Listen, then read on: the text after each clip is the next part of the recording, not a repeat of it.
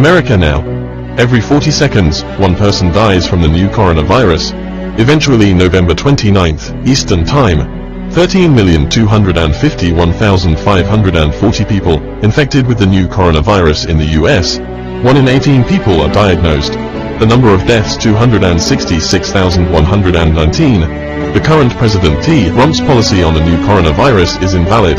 The anti-scientific way of fighting the epidemic is also the culprit leading to the outbreak in the United States. Scott Atlas, the previous government's COVID-19 consultant, even tweeted, "Comment on Michigan's new epidemic prevention measures. Urge people to stand up against new local public health measures." He even brought up the topic of freedom is most important.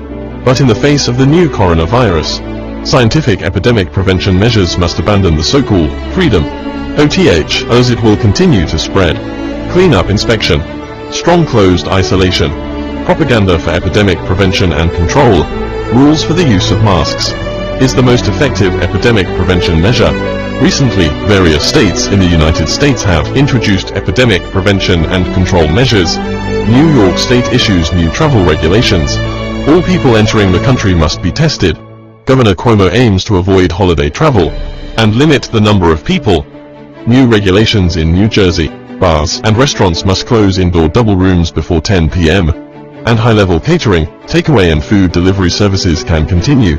Massachusetts Governor Charlie Baker issues an executive order. Require residents of Massachusetts over 5 years old to be in any public place. Masks must be added to both indoor and carbon dioxide. But because of the American political system, the new President Biden will take the stage until January next year. The new anti-epidemic policy will not completely change until then. During this period, 70,000 to 150,000 people will die from the new coronavirus.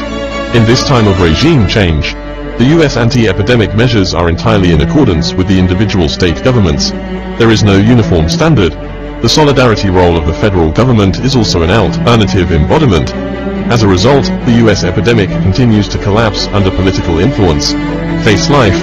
Politics should not be a stumbling block. Today's U.S. epidemic has entered a state of collapse. The medical system has long been overwhelmed. But the government only has power and vaccines. Pin all hopes on the vaccine. Americans do not abide by the quarantine rules. Pin our hopes on the new rules after Biden took the stage. Cause the ultimate victim are the medical staff who fought hard on the front line and people who died because they couldn't heal them in time. In this time of regime change, American lives will become worthless.